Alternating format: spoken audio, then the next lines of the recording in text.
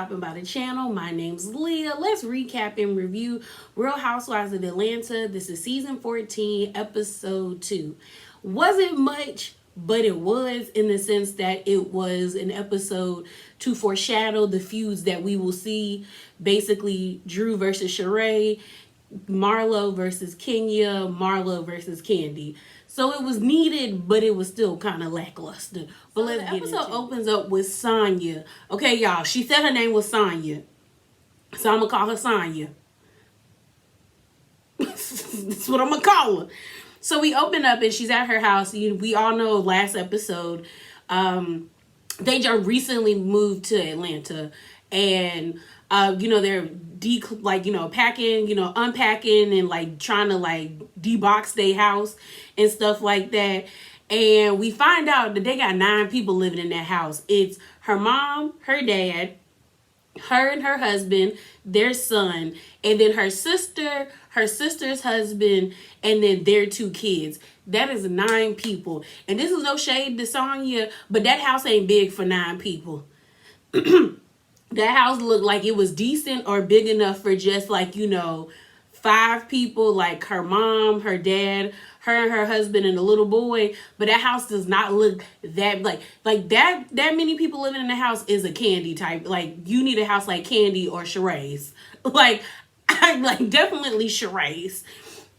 But I was just like, that's a lot of people in one home. Like, a lot of people in one home. And so we meet her sister. Her sister is her hairdresser and her mom is her agent. I will say she has a beautiful family. Even the pictures that they showed of her sister's husband, he's handsome. Their youngest, like their kids, her sister's kids, her nephews are like cute as I don't know what. Deuce is cute. Ross is fine as hell. And her parents, her mom is beautiful and her dad is handsome. So they make up a very beautiful family. But they got into an argument. It was real petty. And I think that's just because they're all living on top of each other. And like the sister said, she used to having her own thing. Sonya convinced everybody to move to Atlanta because she wanted her family to be there. Her sister is her hairdresser and her mom is like her manager, I guess. And what it seems like is just like, we know you moved there for the show, so of course you had to move your family there, but it probably was like short notice. So now her family has to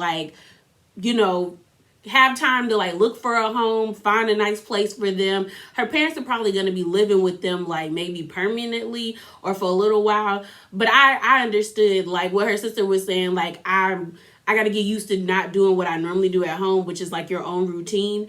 So that was understandable. I just thought it was wild. I was like, that's 9 people. 9 people in that house. That's a lot of people. But they had a fight over beef patties. And it was petty, but I understood. Like, we found out that the mom brought back beef patties from Jamaica and everybody got their own box, which is smart. But beef patties are fire. Like, I'm not Jamaican, but we used to go to this Jamaican spot up the street from my university. The beef, I always got 2 beef patties and I got oxtail and rice. And I was beans and rice, and I was fine. So I will fight somebody over a beef patty. So it's understandable, but it was just a petty fight. I do like Sonya's being a new addition to the group. She seems like she meshes really well, and it doesn't seem forced or contrived. Like, we know she's a new addition to the group, but she flows. So I like that. I like that about her. This is Miss Sheree. We finally get to see the chateau finish. And it is crazy that it has taken like 90-something years to get that home done. I remember watching that video of Funky Dineva down at that lady's plot. Like, I remember that video, and I had to be like in either high school or like going into high school or something yeah. So I was like, that's wild to me that it has taken this long. But the inside of the home is nice. Like, Sheree did a good job with like the interior designing of the home. It looks lived in. And I hate when people have like such gigantic homes and it feels sterile and cold. And this looks homey. Like, it looks like, okay, people sit here, they have Sunday dinner, they be watching the game. Like, it gave that feel. We end up seeing her daughter. I think her name's like Tati, and then we see her mom. And I was happy to see her mom because I remember like maybe a few years ago when like she was missing, and I was like, I know that had to be scary, but it seems like maybe her mom is having like a bout with well, I won't say about because you can't really have about, but it seems like maybe she's struggling with like her mental like capacity, because like she seemed there but just a little off compared to when we've seen her before, because I remember we saw her before and she was a lot more like, as she was bubbly like Sheree, but she didn't seem that way. So I'm happy the lady's safe. We also got to see the dog. The dog is huge. Like, I've never wanted a Mastiff. I've never wanted a, but like he is huge. But Mastiffs are normally like teddy bears, even though they are that big. But they die too soon for me because they're that big. So I oftentimes have a lot of like heart issues, like enlarged heart, or they have issues with like joints from being that big. It's too much money. They cost too much. But he's cute. So and Sheree looked good for her age, because when they showed us her daughter and they said the daughter was 36, I was like, how old is Sheree? Because the daughter looks good and you look good. I said, you know what, I love to see it. The youth, the people taking care of themselves. She looked good. Both of them look good. The mama look good. Everybody just look good. So Kenya comes over and we finally get to see the basement after, that one season where Kenya creeped down to the basement and it wasn't done. But the basement is nice. Like, she has like a bar area. She has a nice little entertainment area. And also she has like a lounge and a spa. So Sheree did what she had to do. And they even ended up eating downstairs. And it didn't even look like, how sometimes you go to your friend's house and it's like you can tell you in the basement. It didn't seem like they were in the basement. It just seemed like they were in another part of the home. So they start talking about the Marla's event. Kenya is already like, she tired of hearing Marlo talk about her money. And she was like, it's tacky. Then Sheree being the bone collector and the bone carrier like she does. She starts telling Kenya about what Marlo said about her having to rent a car from Lisa Ray, living in an apartment with a white refrigerator. Shout out to Nene. And Kenya's like, at least I can pay my rent. And she was like, me and Lisa Ray are cool, but we not friends like that I could be borrowing things from her. And Kenya was like, I got love for Marlo. And Sheree was like, Marlo said she got love for you, but her feelings with her. But they called Sonya to get like confirmation of what Marlo was saying. And she said, yeah, she said something about a refrigerator. And then they switched over to the conversation about the beef that's like brewing between Drew and what's her name? And Sheree. So supposedly Sheree had Drew's phone. Like, I guess Drew left her phone with a gift basket that Marlo's event had. So they had an exchange of words, and it wasn't nothing really serious. But Kenya lets us in on the fact that Sheree and Drew share an assistant. And the assistant supposedly has been telling Sheree's business. So it seems that Anthony is the assistant we're talking about. But who knows? Because by the end of this episode, we found out that Drew got like 4 assistants. And it doesn't make sense why she has 4 assistants. Because you're not doing anything like that to have 4 assistants. But we're not on that yet. So Sheree lets us know that she hasn't even like... She was like, the assistant that they share, she was like, I use that person like sparingly. Like, I don't, like, they're not with me all the time. So I use them when I need them. Other than that, I don't know what that person could be telling them. But we found out that like, and they showed it. Candy told Kenya, and then Candy told Kenya because Candy had like a FaceTime conversation with Drew.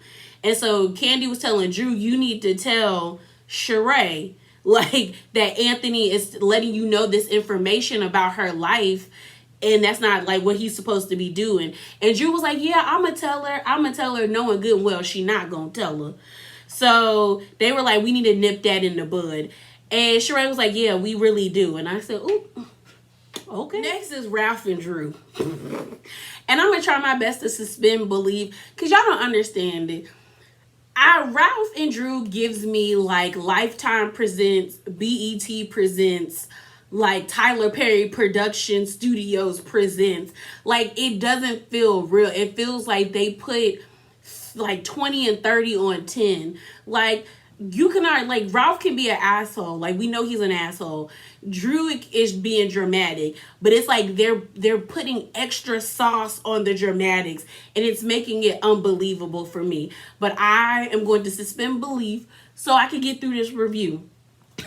So we're at their home and the cook is making dinner. That's another thing. We end up finding out throughout this whole entire episode, like I said earlier on, that Drew has 4 assistants. Anthony is her assistant. The lady that we saw in this one, I thought maybe she was like the nanny, but her title underneath was 4th assistant. Then by the end of the episode, we saw the 3rd assistant. The only person we haven't seen is like a 2nd assistant. But I'm just like, why do you need 4 assistants? And that's not to say that Drew isn't booked and busy, but like based off of what we've seen and what's been advertised to me, Drew doesn't give me booked and busy. The last time I saw that Drew had like a gig was I think it was like that sorority sister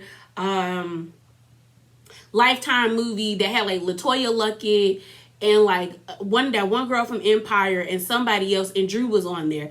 I didn't watch the movie, but I heard people for the most part said it was a pretty like good TV movie. So I'm just kind of like, she not doing nothing else, and it's giving very much like Disney. You know what? I'm not gonna say Disney Presents, because when I was growing up in the late, like, you know, early 2000s, late 90s, we had good like Disney, you know, stuff like Don't Look Under the Bed still scares me till this day. So I'm not even gonna do that to Disney. But I'm just like, it's giving that. That's why I'm kind of like, I don't get why you need 4. I don't get why you need 4. I just, you know, I get 1 and maybe needing a nanny because you got 3 kids, but 4, what does Ralph do to be paying all these people? But we're at the house. The chef that was there on the first episode, she's there cooking for them again. So Ralph, like, if the kids are eating, everyone leaves the table. So then it's just Ralph and Drew sitting at the table talking. So Drew brings up that, you know, Candy did something shady where she found the assistant's, what's her name? The assistant's IG. And she was like, she posted something and like, you know, just telling Ralph what she heard.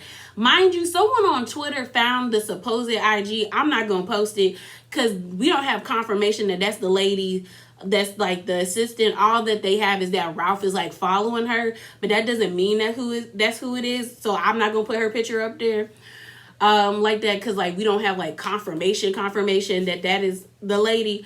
But I still think this storyline is kind of fraudulent, because I feel like as many Bravo blogs and like Snoopy fans, I feel like somebody would have found this lady or the person that everyone thinks it is way before the season had premiered, because they do it now with every other franchise. They do it with not Roa. They've done it with like Potomac. They've done it with New Jersey, even Beverly Hills. It's like before the show came out, we were getting tidbits and people were finding people's IGs and linking stuff together and weaving their own stories. And it's like, y'all just have this conveniently here, and now all of a sudden y'all found the person. I don't know. But they're sitting at the dinner table and they're talking and they're eating. And like I said, Drew brings up the whole thing about Ralph and the assistant. And Ralph is like, I told you I let her go. And then I think Drew asked her like, but you're not talking to her. He was like, no, I told you I fired her. I didn't tell you I stopped talking to her.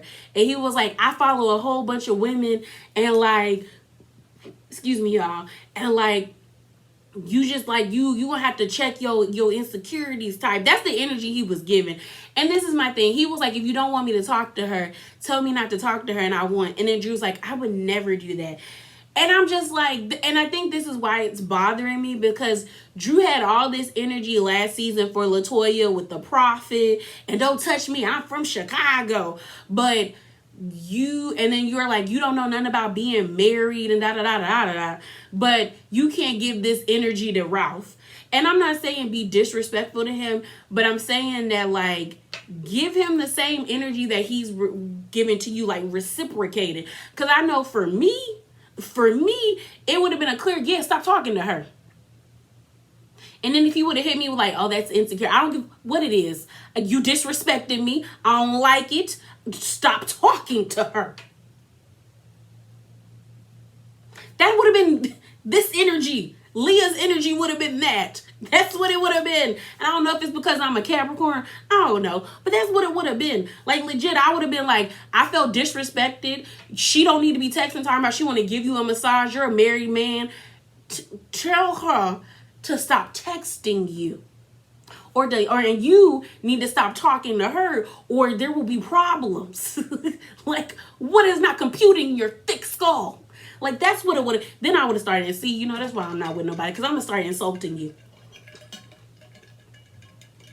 That might be why. Because I'm just like, I don't get it.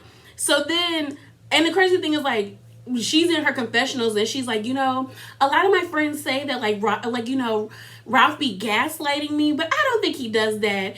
And the producer was like, what's the definition of gaslighting? She was like, well, let me get my phone. And then as she's reading it, she's like, whoa, like it clicks. And I don't know if it's like, I just feel like it's fake because everybody knows what gaslighting means. She's old enough to be Googling on her own. And I was just kind of like, you don't know what that means? Like, I feel like you know what it means. Like, we've all been in situations where people try to act like they don't understand why you're frustrated. Like, they're not the reason why you're angry with them. We've all done that. We've done it. I've done it. You've done it. So I'm just kind of like her acting like, oh my gosh, he does that. I'm just like, I can't, y'all. I can't. So the next scene we see is Candy and Todd. So if you didn't know, Candy is actually making history with being a part of this new Broadway play. I think it said The Thoughts of a Colored Man. I think that's the name of it. But it's an all black production. Like, it's everybody who's working on it is all black. And like Candy said, you know, Broadway used to be called like the white way, or the white way, emphasis on the white. And they're doing something that's making history. And I think that's good for her. Like, you know, do what you got to do. So Todd comes in and they're kind of having, and this is my thing, Candy has had that same story, the same storyline for the past 5 seasons, and I'm kind of over it. It's the whole, like, you need to make time for your family, and you also need to make time for your family, Todd. Because she's saying when Todd leaves, it messes up the vibe of the house. And Todd's rebuttal was like, you be leaving for months. You don't think that messes up the vibe of the house? Which he got a point. And so then they go down, like, she don't really want to talk about it. And they go down to, like, their indoor pool. And they're redoing the indoor pool, but it's full of, like, boxes and things of that nature that they need to get rid of. And I'm like, Candy, you make too much money not to have, like, a storage unit or to not call somebody to help you. There's too many organizing, like, pop-up organizers coming where they could help you sift through all this stuff in, like, 4 or 5 hours and you be good to go. But Candy cheap. And so they're talking about how Todd also has, like, a New Jersey home. And y'all might be mad at me, but I'm not mad that he ain't trying to get rid of that place. Like, he paid it off. We find out that was the home that he had with his ex. He paid it off, and now it's his. Like, they could clear that place out and put some people in there and, like, make revenue that way. And Todd's like, and then Candy's like, well, my name's not on that townhouse. And he's like, and my name's not on this house. Because Candy got that house before she got with Todd. So if Candy's not expecting, if Todd doesn't expect Candy to get rid of her home, then I don't think Candy should be expecting him to get rid of his. I just feel like, put somebody in there, rent it out to some people, and make extra money. Like, that's free revenue for y'all. And then their scene ends with that. The next scene we see is Marlo popping up on Candy. It was kind of weird because Candy is dressed like an evil witch. And they didn't really give context as to, like, why. Oh, it was a Halloween photo shoot. It was Candy's personal Halloween photo shoot. But I was just kind of like, okay, this a bit much if it's not for nothing. Like, girl, prop up your iPhone and take your pictures. Like, I just thought it was extra. But Candy Marlo pops up on her while she's doing the photo shoot. Marlo's titties was out. I was like, why you got your melons out, Marlo? But they sit down and talk. We find out, like, they go way back. Candy's god brother dated Marlo when they was growing up, so they've known each other. But Candy was like, when Marlo got on the show, she started acting funny. So Candy and Marlo's relationship has always been kind of iffy, and they're trying to like build back. I feel two ways of this. I always felt that like Candy doesn't think much of Marlo because of like maybe what she knows about Marlo's past. Because the fact that Candy still was asking Marlo about how she made her money 10 years ago, and you still asking the lady how she makes her money now, I'm just like, why do you need to know? Either way, she makes her money, it's legal, and boom pow. It is what it is at this point. It's not that serious. But y'all keep asking. So I think that also, even though it is tacky for Marlo always to bring up money, but I think Marlo brings it up because they bring it up as well. So to me, they both do this. They all are kind of doing the same thing. Y'all keep questioning the lady about her money. She keeps bringing it up. Either way, it's annoying. But Marlo talks about wanting and needing a village for her nephews. And she was like, you're really great. You always like, you cash out the boys. You do all of these things for them. But I want them to be able to come to you, like actually come over. And I like what Candy says. You have to be the friend that you want, which is true. I'm just not going to be inviting people to my house and we not cool like that. I'll send them a birthday present. I'll send them a cash out for graduation, but like your home is supposed to be your sanctuary. So if you don't want to invite anybody that you don't really want to be there, I'm never going to be mad at somebody like that. Because then Candy told Marlo, you don't be inviting me to your house. And Marlo was like, girl, you can come today. And I don't think Candy thought she was going to do that, but their scene ends like very quickly.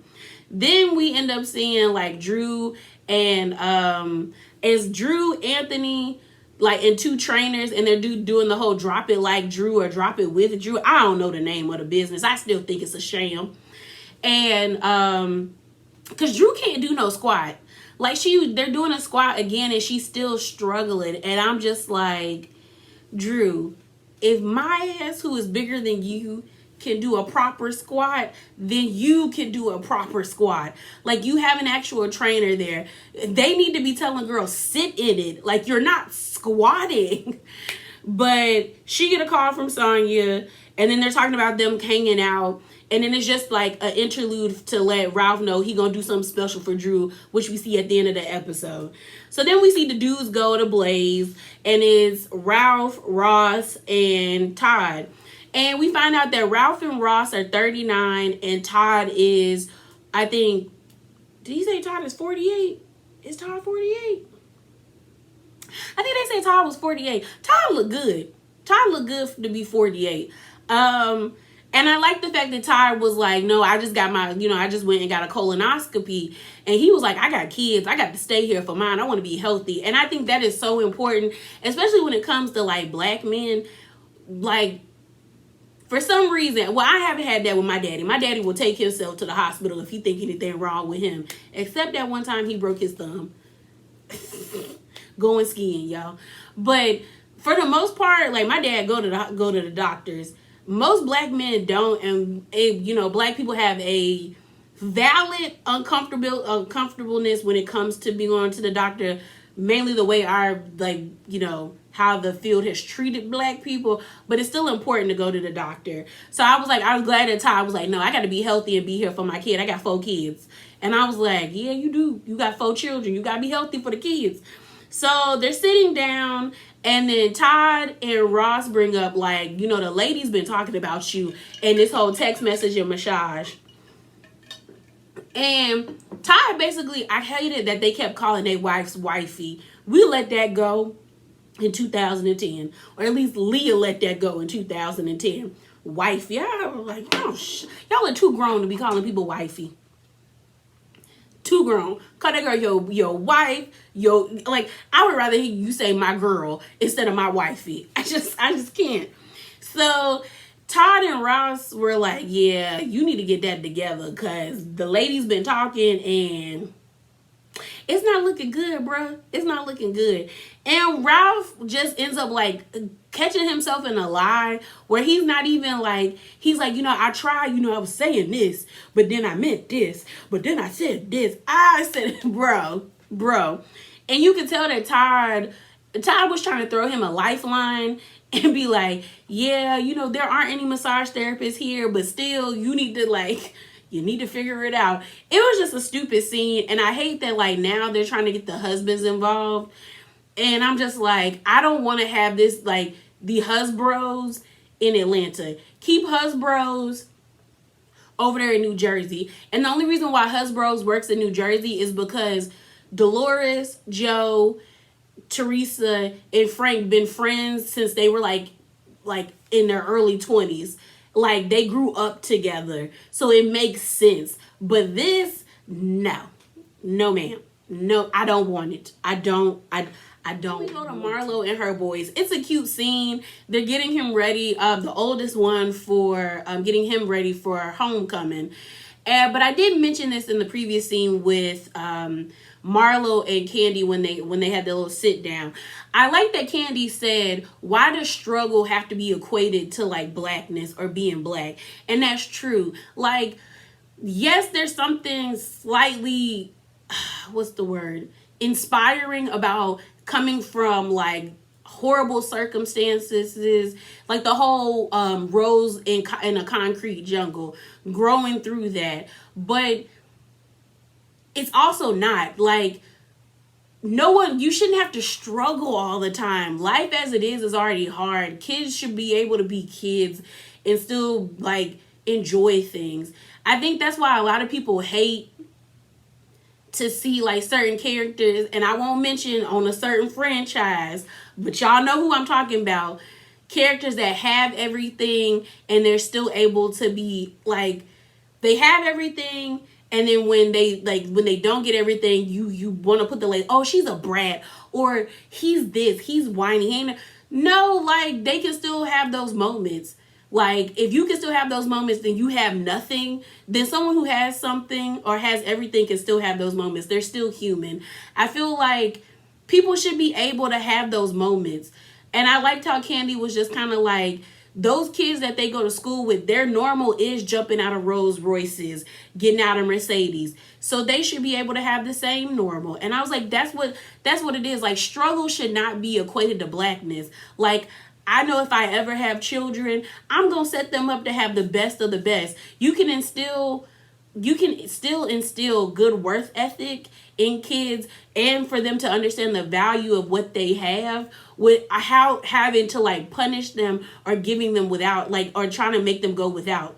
Like, that to me is something that we as like a people got to get away from. Like, because it shouldn't be that way. You shouldn't be kicking your kid out at 18 knowing good and well they don't have nothing to stand on or nothing to show for it. And then when they come back and they either pregnant or getting locked up out of means or in horrible shape, is because you threw them out when they were still a child and they didn't have that foundation.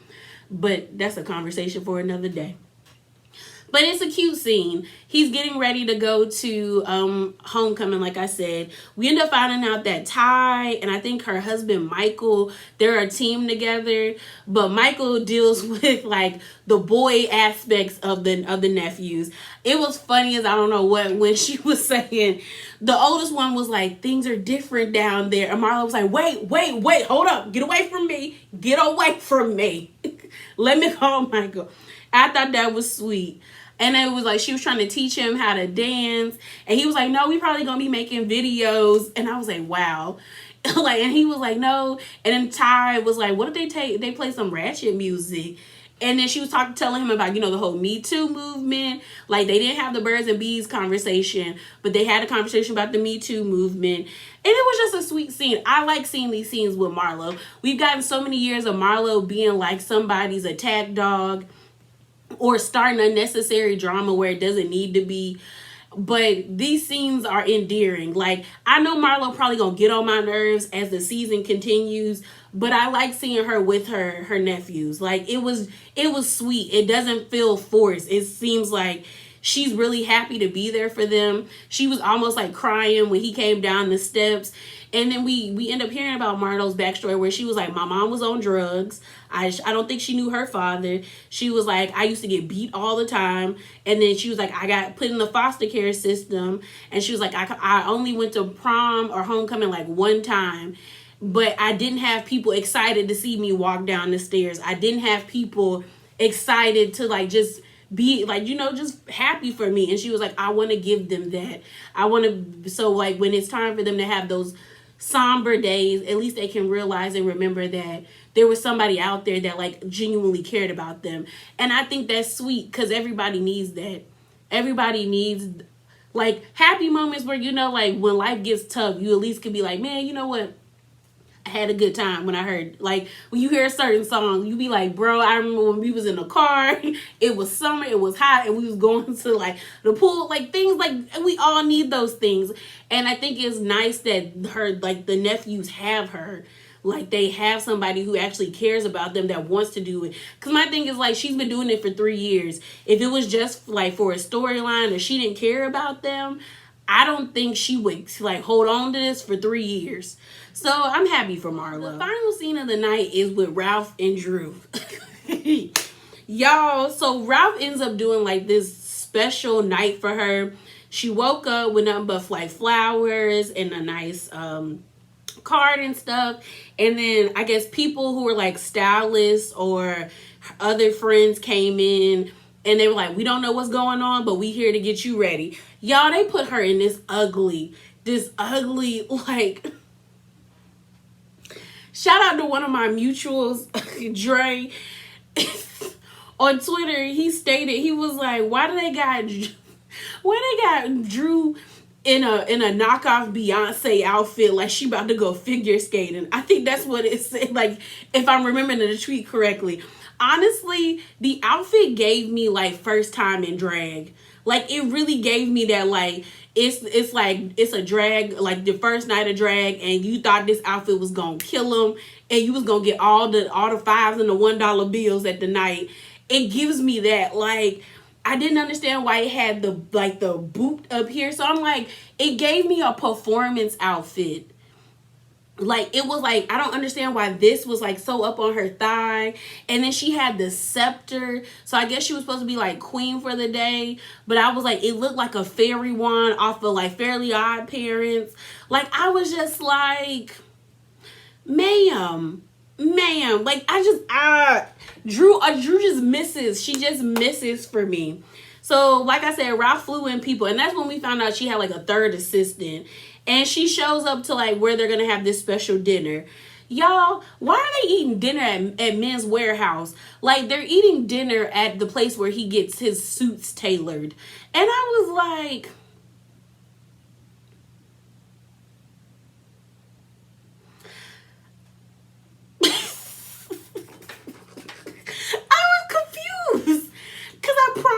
I promise you, if I was Drew, I'd have been like, I wouldn't have been like, my face would have said, I would have been like, why are we here? You couldn't afford no restaurant. Or maybe, I don't know, because like they had food. So I'm like, maybe they were like in a plaza, because I do know like in certain areas, especially like in Charlotte, there's like this really like, I think it's in North Lake Mall or South Lake Mall. I think it's South Lake. I can't remember. I ain't been there, and like parents live there. I can't remember. But there's like a mall, but they have really nice like shop at areas. So there could be a tailoring place and then like a restaurant built in. Like, there's this one really nice restaurant there in Charlotte that like the entrance to the place is a furniture store, like a very upscale furniture store. But if you walk up the steps or get on the elevator, they have like a very nice like little like chic restaurant where like they have all these plants and a water fountain and all this stuff. And a lot of people take pictures out there. A lot of kids go there for prom because it is nice. You can take you some fire like IG, like some fire IG pics. But So I was thinking maybe that's what it was, but then when I saw the suits and the boot, like in the shoes, I was like, he really got her eating in a closet. They really had dinner in a closet. I couldn't. So they walk out onto like the veranda, and it's like all these roses, petals, and there's like a nice little table for two, and they're eating. And he's like, they're holding hands. He's like, I just want you to know, this is how, I wanted you to be treated like a queen.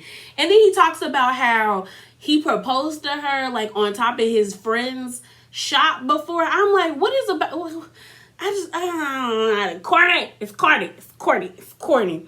So then they're talking, and then this is where like things I'll get off on the wrong track. So he's talking about how his therapist says how like you got to put yourself first or something like that. So he's talking about like it goes God, me, then my wife, then my kids. And then she was like, you think you've been doing that? And he was like, yeah, because I'm a giver. And I was like, okay, I'm a giver. Because Drew was like, she don't feel like he's been doing that. Then she talks about how she feels like she doesn't express herself because she doesn't want an argument. And she feels like she walks like on eggshells around him. And then he was like, no, you don't. Something like that. So then they start having a talk. And then he said something about like Dr. Kim, which I guess is their marriage counselor, who's like, you throw out zingers. And she was like, he also said you're a maniac. So then he got in his feelings about the whole maniac word. And he was like, I'm not a maniac. So then he was like, you know what? Maybe we can table this conversation for when we go to marriage counseling. Right now, I just want to have a good time. And I can understand that. But if y'all aren't in a good place, then maybe this is like, you shouldn't have tried to do this. Y'all probably should have just went straight to marriage counseling instead of trying to do this performative, like, I'm going to try to wine and dine my girl type stuff. So then he's like, he's just upset. Like he like in his feelings about the whole maniac conversation. So then she went to like, I'm good for Googling. So she goes to Google it. And it says something to the effect of like being, you couldn't control your like emotions or something like that. And he was like, I can control my emotions. So then the guy comes out with the wine, and she's like, ooh, yay, drinks, because we need them. So they're drinking. It's very awkward. They're like in their feelings. And I don't know what happens. But then he said something to the effect of like, we could just talk about this in marriage counseling. Like, why you always got to ruin it, like ruin the mood or ruin the vibe. So she starts crying. Mind you, y'all, when she was crying, no tears came down her face for her to do 2 dabs on her face. It was like the water was like building up, but there was nothing coming down. And she was like, and then she gets up and walks out. And I said, y'all are not going to play in my face. They are playing in our faces. Like I said, Ralph is an asshole, but I really feel like all of this is performative because she didn't even cry. She was like, and she walks away, and he's like annoyed. And then she comes back down, and she was like, I just want to have a good time. And then when he said this, he was like, you know what? I'm not going to do nothing else for you anymore. That's what she should have said. You don't got to do nothing else for me anymore. You don't even got to come home. You can pack up and leave, because if you feel like doing things for me is like, it's going to be a burden, we don't need to be together. That's what my energy would have been. And then she just sitting there sulking, eating her lobster. And I was like, and the way she did it was like where she like stirred it and like she stirred her little spoon. Like that's something you see on TV, y'all. Like if the food good, I'm gonna eat it. Even if we're fighting, I'm gonna eat it. I can't with them. I just feel like it's performative. I just can't. But I did not mean for this review to be that long. Yeah, y'all, remember to be bravely authentic. Drop down in the comments below. Let me know your thoughts. Do you think what Drew and Ralph is going through is true? Are you excited to see the build up between Marlo, Kenya, Marlo and Candy, and then Sheree and Drew? Give me your thoughts. And I'm out, y'all. Deuces.